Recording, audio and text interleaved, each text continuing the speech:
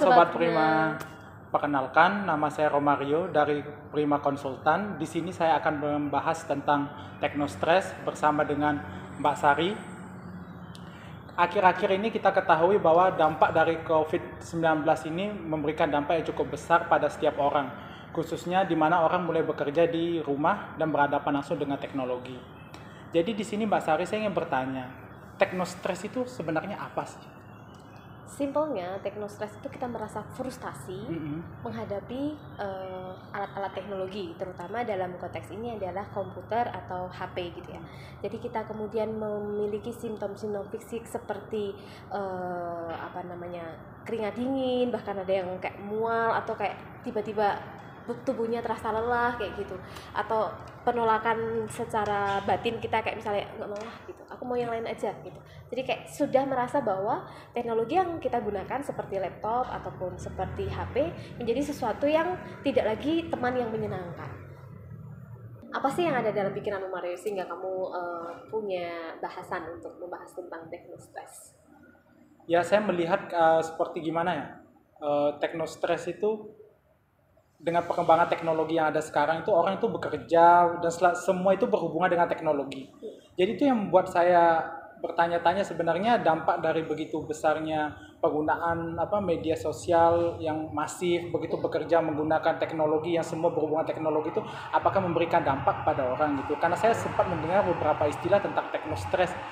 Jadi itu yang ada di pikiran saya dan sehingga itu yang ingin saya tanyakan gitu. Kalau berdampak secara fisik biasanya ada simptom fisik seperti yang sudah saya jelaskan tadi ya, kayak mungkin ada mual, terus kemudian badan terasa lemas, kemudian mungkin keringat dingin gitu. Tapi kalau bicara secara psikologis, kemudian kita merasa bahwa malas untuk mengerjakan sesuatu yang berkaitan dengan device, dengan laptop, dengan komputer, dengan internet, dengan kabel gitu. Kemudian kita menolak pekerjaan-pekerjaan dengan itu, padahal kita harus kerja dengan itu ya. Iya, betul. Nah itu yang membuat semakin stres karena tuntutan untuk kita harus bekerja dengan itu, tapi kita nggak happy kerja dengan alat-alat itu. Karena sudah terlalu lama alat-alat ini harus bersama dengan kita hampir 24 jam karena WFH di rumah. Biasanya orang malah justru nggak ada batasan kerja ya, misalnya seperti itu. Nah Mbak, di sisi lain kan kita tahu bahwa istilah teknostress itu kan sudah lama orang tahu, sekitar 1984an itu udah dicetuskan. Tetapi kenapa baru saat ini ya teknostress itu mulai jadi booming gitu, tiba-tiba orang pada menyebutkan, oh saya terkena teknostress gitu. Dulu itu bagaimana sih sebenarnya? 1980-an ya tadi. Ya. Memang itu sudah muncul istilahnya, tapi kemudian menjadi booming karena itu relate dengan kehidupan kita hari ini, terutama pandemi ini ya, di 2 tahun terakhir ini. Karena semua orang terpaksa harus menggunakan alat itu dan tidak ada cara lain untuk tidak menggunakan alat itu. Ketika saudara tidak menggunakan alat itu dalam bekerja, maka saudara tidak bertanggung jawab dengan pekerjaan Anda. Padahal sebenarnya kayak itu, saya sebenarnya ingin bertanggung jawab, tapi saya nggak sanggup lagi tuh menghadapi alat-alat ini misalnya kayak gitu. Nah sebenarnya pertanyaan berikutnya adalah terus apa yang kita lakukan gitu ya, Mas? Iya betul. Apa yang mestinya dilakukan saat ini? Kan kita melihat bahwa teknostress itu yang ingin saya tanyakan juga. Teknostress itu kan sudah terjadi kan dengan masifnya penggunaan media sosial juga, segala kegiatan yang berhubungan dengan teknologi kan sudah digandrungi oleh semua orang. Nah, bagaimana sih sekarang cara kita mengatasi teknostress tersebut? Karena kita melihat bahwa teknostress yang terjadi kan sudah terjadi sebelumnya, orang sudah mengalami, tetapi kita kan lihat sekarang COVID-19 membuat orang harus diam di rumah dan bekerja berhadapan dengan itu komputer, HP ataupun semua itu kan artinya memberikan dampak kan sisi lain itu. Bagaimana untuk mengatasinya? Apakah ada perbedaan itu untuk mengatasi di masa zaman dulu yang sebelumnya dengan ketika COVID saat ini itu bagaimana? Kalau di 1980-an itu sudah ada istilahnya, tapi dengan frekuensi yang lebih sedikit ya, atau dengan jumlah kasus yang lebih sedikit. Tapi di tahun 2020-an ada istilahnya, sudah ada sejak awal dan dengan frekuensi yang tentu saja meningkat. Kalau Mario bertanya, apakah ada perbedaan cara intervensi atau mengatasi tahun itu dan tahun ini? Ya, setiap tahun atau setiap masa itu memang beda konteks, beda penanganan ya. Kalau hari ini teknologi sebenarnya netral, nggak selalu salah gitu. Apalagi Mario mau nggak mau, Mario kuliah online ya. Iya. Mau nggak mau, Mario harus menggunakan itu toh. Betul. Dan untuk mencapai tujuan sampai menjadi seorang akademisi atau lulus di studi itu, maka Mario harus tetap menggunakan komputer atau HP. Nah, bagaimana cara mengatasinya? Seperti halnya kita itu tetap menggunakan alat ini, gini, kalau kita tidak kemudian menjadi tuan atas teknologi ini, maka hati-hati kita bisa menjadi hamba. Gitu. Makanya ada yang disebut nomopobia ya, orang merasa bahwa tidak bisa hidup tanpa teknologi gitu juga ya. Nah, caranya supaya tetap menjadi tuan adalah kita dengan melakukan self boundaries. Misalnya Mario, saya hanya akan membalas WhatsApp dari teman saya kurang dari jam 10 malam. Di atas itu saya tidak akan membalas. Saya hanya akan melihat informasi yang berkaitan dengan info yang saya butuhkan. Misalnya Mario sedang skripsi membutuhkan info A, saya maka akan mencari info tentang itu aja. Tidak kemudian menghujani kita dengan berbagai informasi yang ada di beranda, entah itu di IG, di Facebook, ataupun dimanapun gitu ya. Jadi tidak overwhelm dengan atau tidak kelelahan dengan banyak informasi yang masuk di kepala kita. Misalnya salah satunya itu. Mario punya ide, mungkin yang lain?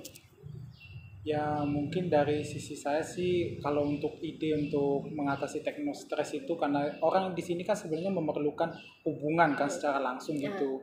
Jadi kan sebenarnya beberapa kasus yang saya temukan dari teman-teman yang sudah bekerja, mereka beranggapan bahwa ketika mereka bekerja di rumah, mereka hanya berinteraksi dengan keluarganya saja dan dengan menggunakan media sosial ataupun bermain game itu untuk mengurangi stresnya. Tapi bagi sebagian besar itu menganggap bahwa itu tidak berhasil buat mereka. Justru menambah stres ya. Menambah stres bagi mereka. Mereka merasa bahwa mereka harus ketemu gitu, berbicara langsung. Jadi mereka merasa ketika mereka di rumah akan ketemu jawaban yang sama, mungkin ketika nanti mereka keluar gitu berbicara dengan banyak orang yang berbeda, jadi lebih rasa stresnya itu bisa lepas gitu. Pekerjaan-pekerjaan yang dibawa ke rumah dikerjakan di rumah kan akan terasa terus di dirinya mereka. Tapi ketika mereka keluar bisa. Makanya mungkin cara paling bisa dijalankan, walaupun menurut saya yang saya alami juga masih tetap membuat stres, tapi bisa mengurangi ya seperti kita menggunakan video call atau Zoom berbicara dan diskusi dengan teman-teman.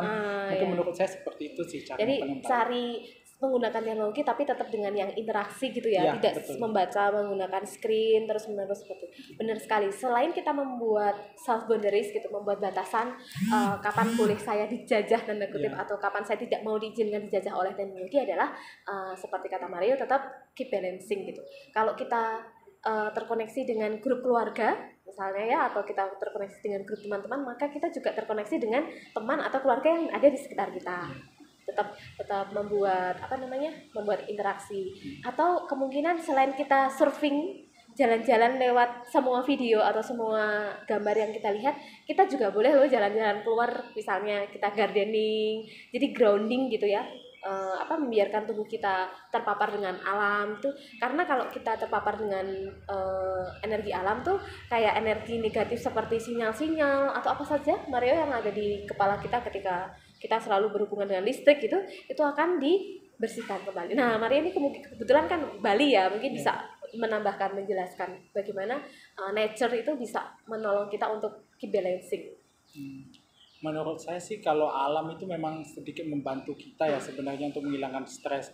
Seperti ya contoh kebanyakan pada umumnya kan kalau kita melihat kan, kalau orang yang ini ketika belajar lah dulu saya alami, kita menggunakan komputer ataupun laptop diminta tidak mungkin 30 menit sekali atau 15 menit sekali tolong melihat keluar, melihat ke alam gitu. Jadi setidaknya kayak seperti stresnya tiba-tiba menurun menjadi rendah gitu. Kembali lagi bekerja begitu. Saya melihatnya seperti itu. Oh iya benar Mario, ada aturan 20 ya. Ya 20 menit bekerja. Ya. Kemudian memandang ke 20 meter jauhnya selama 20 detik. Ya. Baru kerja lagi gitu. Jadi kalau sudah 20 menit, pandang sejauh 20 meter selama 20 detik baru kerja lagi ya. Karena tubuh kita ternyata itu akan melemah ya ketika kita gunakan terus-menerus gitu. Terus-menerus ya benar. Nah, lagi di sini ingin saya tanyakan juga, ini kan tadi kita membicarakan bahwa secara umum bagaimana orang untuk mengatasi teknostres pada orang kebanyakan umumnya. Tapi kan kita melihat sekarang ada kasus yang lebih itu kan di mana dihadapi oleh para guru-guru kita gitu, para dosen yang mengajar dan adik-adik kita yang SD, SMP, SMA yang belajar juga kan seperti oke lah kalau di negara maju mereka tidak akan memiliki kendala mungkin, tapi kan kita di sini kan memiliki banyak kendala gitu. Seperti koneksi internet atau bagaimana. Mungkin kalau dari secara psikologis untuk membantu mereka agar bisa meredakan stres atau kebingungan mereka, mungkin untuk menghadapi tekanan stres yang ada, karena mereka kan berada di situasi yang berbeda, pasti ketika ketemu apa teknologi gitu, tiba-tiba belajar teknologi yang tidak pernah, jadi kan kaget. Terus itu bagaimana sih baiknya itu untuk Iya, benar sekali bahwa stres itu kan netral sebenarnya. Stres ya, itu menjadi menekan, sangat menekan, tidak menekan atau cukup menekan itu tergantung dengan persepsi masing-masing ya. Tetapi alangkah baiknya kalau kita tetap bisa memanage stres itu, dan setiap orang itu pasti punya stres. ya. Nah, orang yang orang yang resilient itu adalah orang yang mampu kemudian beradaptasi dengan stresnya. Ketika misalnya Mario ketika harus bawa beban 1 kilo santai aja ya Mario. Iya. Tapi ketika sudah 10 kilo ya Mario akan berusaha lebih keras. Dan sebenarnya semua orang tuh punya kemampuan untuk menjadi beradaptasi dengan setiap bebannya. Seperti halnya kalau orang Jepang ada kintsugi itu, seni kintsugi. Ketika ada barang yang kemudian pecah, kemudian dirangkai lagi, disusun, dikasih ornamen emas itu menjadi mahal gitu. Artinya bahwa segala sesuatu yang tampaknya buruk itu ketika kita mau untuk merawatnya itu menjadi sesuatu yang berharga. Mungkin Mario merasa stres atau saya merasa stres gitu ya, atau kita semua stres hari ini karena kita harus bekerja dengan komputer atau dengan laptop itu. Tetapi andai kata kita bisa beradaptasi dengan itu, justru kita mungkin level up ya Mario. Kayak misalnya dulu kita nggak bikin loh YouTube channel kayak gini ya. Mario nggak mau lo bicara, tapi Mario hari ini bicara. Ternyata itu bisa juga membuat kita untuk level up juga kalau kita mau beradaptasi dengan stres ini. Jadi salah satu hal yang membuat kita bisa beradaptasi dengan stres, salah satunya memang support sistem Mario. Betul sekali. Mario punya teman-teman di sekitar sini yang hobi membahas kehidupan sehari-hari dikaitkan dengan ilmu yang kita pelajari gitu ya. Jadi ada support system untuk mengatasi kesulitan ini dengan cara yang menyenangkan. Oh, jadi di sini kita melihatnya bahwa sangat penting sekali untuk peran dari semua pihak gitu ya untuk membantu, karena kita kan melihat bahwa teknostres ini kan seperti memberikan pengaruh juga pada guru, dosen, anak-anak, adik-adik kita lah gitu. Sepertinya belajar jadi tiba-tiba harus pakai Zoom atau apa kan mungkin buat mereka stres kan, seperti itu. Ya, beberapa yang bisa kita lakukan tadi, pertanyaan Mario belum dijawab. Guru di sekolah bisa juga mengajari anak-anak untuk kemudian breathing mindful, kayak semacam tarik nafas, dikeluarkan perlahan lewat mulut. Jadi menggunakan Zoom, semuanya videonya dinyalain misalnya, tapi sama-sama untuk menenangkan diri gitu. Jadi tidak perlu terburu-buru, asalkan kita hari itu belajar dengan fokus gitu. 20 menit aja, lalu 20 menit tadi istirahat. Jadi guru hari ini di Indonesia kayaknya sudah perlu untuk mengupdate bagaimana membantu siswa untuk bisa juga merilis tegangan-tegangan yang dialami selama belajar daring gitu ya. Baik teman-teman, jadi teknostres itu pada intinya adalah bagaimana cara kita untuk memanage diri kita, bahwa kita tidak akan bisa menghindari teknologi, karena teknologi itu memberikan pengaruh pada kita semua di segala lini kehidupan kita.